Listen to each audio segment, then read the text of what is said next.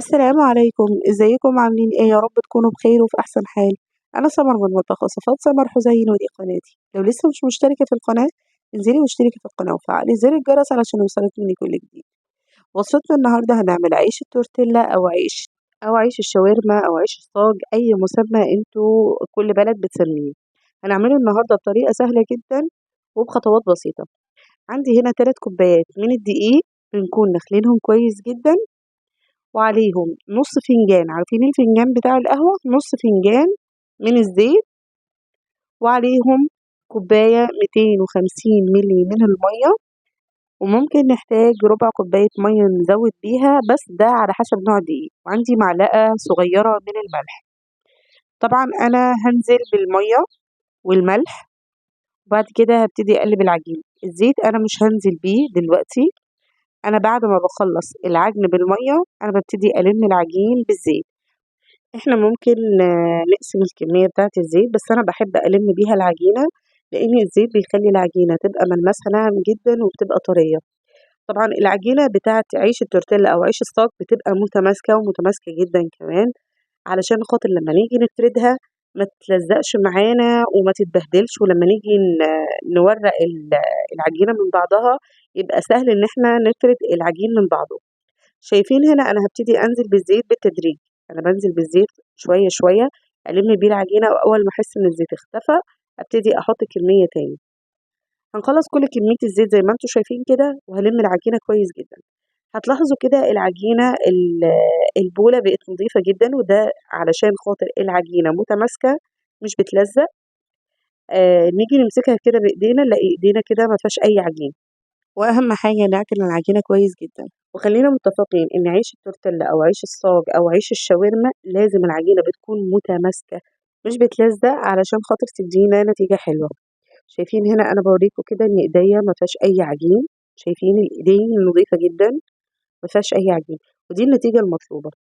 هاريّح العجينة هنا حوالي نُص ساعة، وكل ما بنريّح العجينة بتكون نتيجتها أفضل، يعني كمان هي أقل حاجة نُص ساعة، لكن ممكن نسيبها ساعة، ساعتين، كل ما بتريّحي العجينة كل ما بتدّيكِ نتيجة أفضل.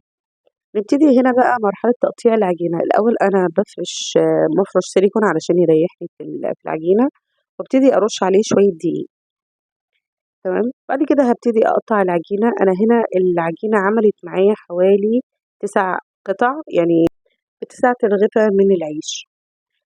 حاولوا تقطّعوا كل الكور قد بعضها علشان تبقى حجم العجينة كلّهم متساويين. لو أنتِ حابة بقى العيش حجمه كبير هنكبّر حجم العجينة، يعني هنخلّي الحجم بتاع العجينة أكبر. فطبعًا أنا هنا بالنسبة لي العيش يعني عملته حجم متوسط. هنبتدي بقى نكوّر العجينة بالشكل ده، ونسيب العجينة ترتاح شوية كده علشان تبقى سهلة معانا في فرد العجينة على بعضه. طبعًا أنا عندي كذا خطوة. الخطوة الأولى إن أنا ممكن العجين أفرده بالشكل ده، يعني أنا حطيت 3 قطع فوق بعض كده، وطبعًا شايفين أنا باحاول أدوّر شكل العجينة، والمهم إن ال3 عجاين يبقوا شبه بعض، يعني في المقاس يبقوا قد بعضيهم، تمام، شايفين تحطيهم على بعض كده يبقوا قد بعض في المقاس.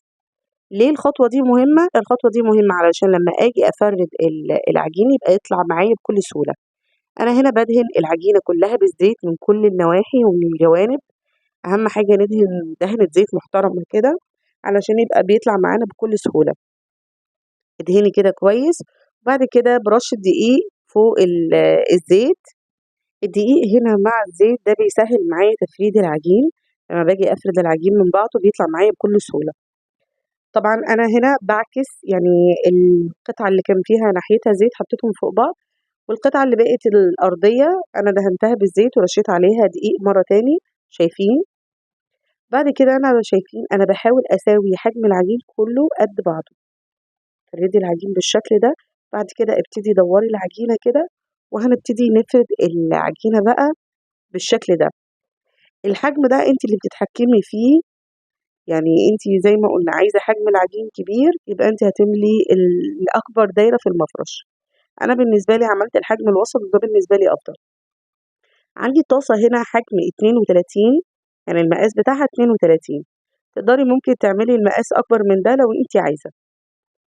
طبعا هنبتدي نقلب كل شوية. أول ما نلاقي العجين من وشه كده ابتدى يتماسك أو ينشف بالشكل ده، هبتدي أقلب العجين كل شوية علشان خاطر يسهل معايا. شايفين هنا ابتدى أخد لون من تحت فأنا قلبته.